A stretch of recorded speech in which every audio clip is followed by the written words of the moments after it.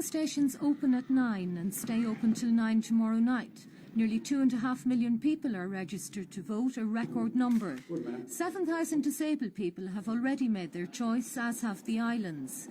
Anyone on the 1986 register of electors is entitled to vote, but there's an important new provision in this election aimed at stamping out the practice of people voting more than once. When you go to your polling station tomorrow, there's every likelihood that you'll be asked to produce evidence of identity. If you are asked and you can't produce it, the fact is you can't be permitted to vote. Valid ID includes a driving licence, unemployment card, chequebook or passport. You don't need a polling card to vote, it's enough to be on the register and have ID. The polling card is not proof of identity, but it does list the accepted documents.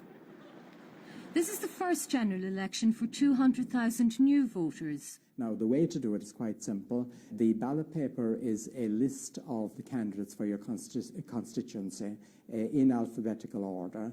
You decide who you want to give your first preference vote to, and you mark 1, just the simple figure 1 in the space opposite his name. Now, for your second preference, you mark 2, third preference mark 3, fourth preference mark 4, and so on.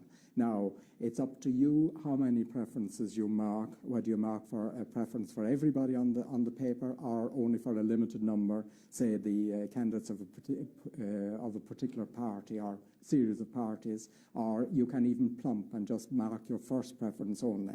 But I think the experts on proportional representation generally say that you get greater value for your vote if you mark in a series of preferences, not just plump for one particular candidate. There's usually only a small number of spoiled votes, less than 1%, but there is one common mistake. Some people, they intend to vote for a particular party. There are 2 or more candidates for that party, and they can't make up their minds between them. And sometimes they put number 1 for 2 candidates. Now, this is fatal and should be avoided, because that means that that particular vote is rejected because the returning officer just can't understand what you're intending to tell him. Counting begins at 9 o'clock on Wednesday morning, with first results coming through in the early afternoon.